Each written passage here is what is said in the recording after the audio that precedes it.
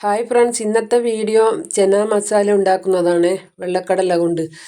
ഇത് തലേ ദിവസം ഞാൻ 1 കപ്പ് വെള്ളക്കടല കുതിരാൻ വെച്ചിട്ടുണ്ടായിരുന്നു. അത് നന്നായി കഴുകി ഒരു കുക്കറിലേക്ക് അത് നികത്തെ വെള്ളവും 1/4 ടീസ്പൂൺ മഞ്ഞളും ഇട്ട് നന്നായി വേവിക്കുക.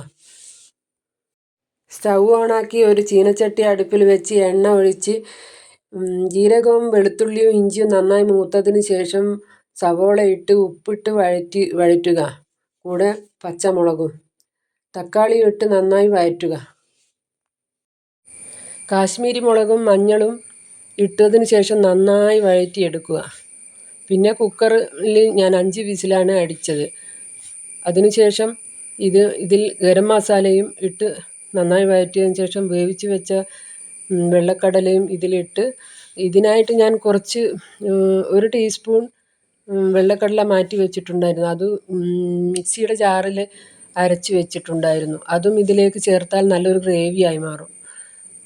പിന്നെ ഇതിനാവശ്യമായ കറിവേപ്പിലയും മല്ലിയിലയും ഇട്ട് ഒന്ന് തിളപ്പിച്ചതിന് ശേഷം ഇത് ചൂടോടെ വാങ്ങി വെക്കാം.